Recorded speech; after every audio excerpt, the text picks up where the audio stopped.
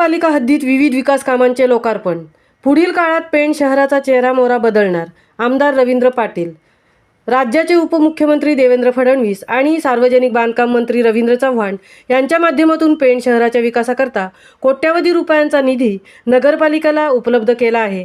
येणाऱ्या पुढील काळातही अधिकचा निधी आणून पेण शहराचा चेहरामोहरा बदलणार असल्याचे सांगून भाजप हा सर्वांगीण विकासासाठी कटिबद्ध असल्याचे भाजप पेणचे आमदार रवींद्र पाटील यांनी बोलताना सांगितले। पेण प्रायव्हेट हायस्कूल समोरील मैदान, कुंभार तलाव, भुंडा पूल ते विश्वेश्वर स्मशानभूमी, गणेश विसर्जन घाट, कासार तलाव, साई मंदिर आदी विविध विकास कामांचे लोकार्पण यावेळी करण्यात आले। या लोकार्पण कार्यक्रमाला भाजप पेणचे विद्यमान आमदार रवींद्र पाटील, माजी आमदार धैर्यशील पाटील, नगराध्यक्षा प्रीतम पाटील, माजी जिल्हा परिषद अध्यक्षा निलिमा पाटील, जिल्हा परिषद सदस्य डी बी पाटील, प्रभाकर म्हात्रे, भाजप जिल्हा सरचिटणीस मिलिंद पाटील, माजी उपनगराध्यक्षा वैशाली कडू, युवा नेते ललित पाटील, माजी गटनेते अनिरुद्ध पाटील, नगरसेविका सुनीता जोशी, राजा म्हात्रे, दीपक गुरव, मुख्याधिकारी जीवन पाटील, नगररचना अभियंता सुहास कांबळे, उद्योजक राजू पिचिका, प्रकाश झावरे, नरेंद्र जोशी, विवेक जोशी, हितेश पाटील, मितेश शहा, अजय क्षीरसागर, हिमांशु कोठारी, प्रभाकर पाटील आदींसह मोठ्या संख्येने पेणकर उपस्थित होते। यावेळी बोलताना आमदार रवींद्र पाटील यांनी सांगितले की गेल्या 10 वर्षात पेण शहरात विविध विकास कामे झाली असून पुढील काळात संपूर्ण शहराचा चेहरामोहरा बदलणार आहेत। महाराष्ट्र राज्याचे उपमुख्यमंत्री देवेंद्र फडणवीस आणि सार्वजनिक बांधकाम मंत्री रवींद्र चव्हाण यांच्या माध्यमातून पेण शहराच्या विकासाकरता कोट्यवधी रुपयांचा निधी नगरपालिकेला उपलब्ध झाला आहे। येणाऱ्या पुढील काळातही अधिकचा निधी आणला जाईल।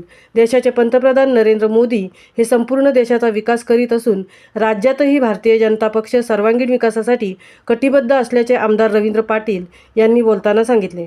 महामुंबईसह सुनील पाटील, पेण। या शहराचा चेहरा मोहरा बदलण्याचं काम गेल्या या 10 वर्षात आपण केलेलं आहे आणि पुढे पण करणार आहोत। मला आपल्याला सांगायचं आहे, आता धैर्यशील दादा गेले, परंतु या शहरात संपूर्ण विकास हा आपण कारापाटील बसून करायला पाहिजे। की आपण कधी लोकांचा पैशाचा विनियोग केलेला नाही, पण काही मंडळींनी पाण्याचे पैसे पण खाऊन गेले। ठीक आहे, खाऊन गेले, त्यांचा लखलाभ हो।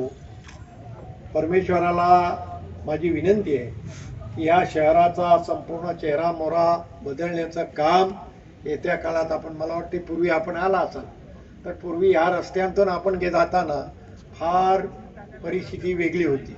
आम्ही आता रस्त्यातच बोललो की स्मशानभूमीवर जाताना माशांचा म्हणजे थवेचे थवे असायचे आणि दुर्गंधीचा संपूर्ण हा परिसर असा पसरलेला असायचा।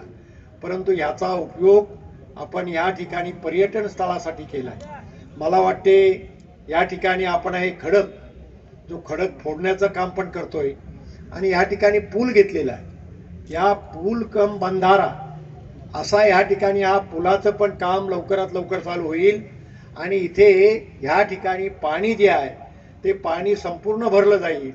मग पुढे आपण बोटिंग करू, इतर काही गोष्टी करू, परंतु हा परिसर सर्वात पेक्षा जास्त पर्यटनासाठी उपयोग होईल, याचा उपयोग आपण केला पाहिजे। या ठिकाणी आपल्याला जनतेचा आपण जे काही करणं गरजेचं आहे ते जनतेसाठी करणार आहोत। म्हणून आपल्याला या ठिकाणी विनंती आहे की ह्या परिसराचा उपयोग आपण करून घ्या। या परिसराचा उपयोग आपण आपल्यासाठी करायचा आहे। या ठिकाणी गणपती विसर्जन घाट पण आहे। मला वाटते शेवटपर्यंत हा घाट जो आहे त्या स्मशानभूमीपर्यंत करायचा आहे। स्मशानभूमी सुद्धा अत्याधुनिक अशी केलेली आहे। शंकराचं तिथं जे मयत गेल्यानंतर त्या ठिकाणी पहिला त्या परमेश्वराला नमन करून त्या ठिकाणी त्याचा शेवट होईल आणि म्हणून या संपूर्ण परिसराचा उपयोग आपल्याला या ठिकाणी लोकांना